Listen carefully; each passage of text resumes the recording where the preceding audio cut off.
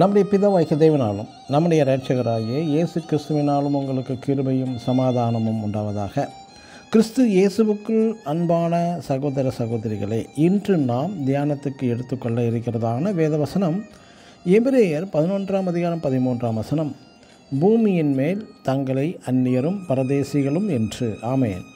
ஒரு நாட்டிலே அந்நியரும் பரதேசிகள் என்று அழைக்கப்படுபவர்கள் யார் என்றால், அவர்கள் மற்ற வேறொரு தேசத்தை சார்ந்தவர்கள் என்கிறார்கள்.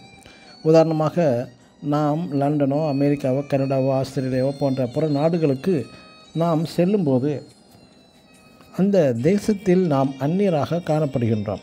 அங்குள்ள சட்டத்திட்டத்தின்படி நீங்கள் தங்குவது சரியாக இருந்து அந்த நாட்டில் குடியுரிமை சட்டம் வழங்கப்பட்ட பின்பு அந்த நாட்டிலே நாமும் தொழில்கள், பிஸ்னஸ், வீடு வாங்கவும் அங்கே பர்மனெண்ட்டாகவும் தங்கவும் அந்த நாட்டின் சட்டம் அனுமதி அளிக்கிறது. ஆனால் அரபு தேசங்களில் பல ஆண்டுகள் நீங்கள் தங்கி அந்த நாட்டில் வேலை செய்தாலும் ஒரு அடி நிலம் கூட வாங்க முடியாது. குடியுரிமை அந்தஸ்தும் வழங்கப்படவும் மாட்டார்கள்.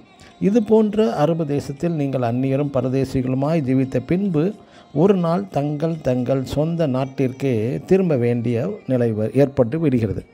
நாம் ஆபிரகாம், லோத்து குறித்து பார்த்தால், ஆபிரகாம் எப்போதுமே கூடாரங்களில் வசிப்பவனாகவும், அதாவது ஓர் இடத்திலிருந்து மற்றொரு இடத்திற்கு தனது கூடாரத்தை பெயர்த்து கொண்டு சென்று கூடார வாழ்க்கையே வாழ்ந்து வந்திருக்கிறான். ஆனால் லோத் அப்படி அல்ல. அந்நியராக கூடார வாழ்க்கையை வாழ விரும்பாமல் சோதோமில் குடியேறி தனக்கென்று ஒரு வீட்டை கட்டிக்கொண்டு நிரந்தரமாக வாழ்ந்து வந்தான். இவர்கள் இருவரில் யார் ஆசீர்வதிக்கப்பட்டார்கள் என்றால் ஆபிரகாம்தான்.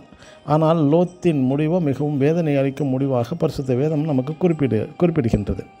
அதேபோல் எகிப்தில் பரதேசிகளாய் தங்கும்படி யாக்கோபின் குடும்பத்தாருக்கு கோசோன் என்ற நாட்டிலே குடியமர பார்வோன் அனுமதி அளித்திருந்தான். அங்கு ஏற்பட்ட பஞ்ச காலத்தில் எகிப்திற்கு அவர்களுக்கு கூட ஆகாரம் தட்டுப்பாடு ஏற்பட்டுவிட்டது. ஆனால் யாக்கோபின் பரதேசிகளாய் தங்கிய குடும்பத்தாருக்கோ சகலமும் சம்பூர்ணமாய் இருந்தது. எனக்கு அன்பான தேவனுடைய பிள்ளைகளே, நம்மை இவ்வுலகில் தேவன் பணம், பொருள், வீடு, நிலங்கள் ஆகியவற்றின் மூலம் ஆசீர்வதித்திருக்கலாம். ஆனாலும் உங்கள் மனதை இவற்றின் மீது அல்லாமல் அவற்றை நமக்கு தந்த தேவன் மேலேயே பற்றுதலாய் இருக்க வேண்டுமாம். நாம் இவ்வுலகில் அந்நியரும் பரதேசிகளுமாய் ஜீவித்து இந்த உலகின் மாயையான பதவி, பணம், பேர், புகழ் மீது பற்றுதல் வேண்டாம். ஏனென்றால் நாம் இவ்வுலகத்துக்குரியவர்கள் அல்ல. நாம் மகா மேன்மையான பரலோக வாசிகள் என்பதை மறந்து விடாதீர்கள். ஆமென். God bless you.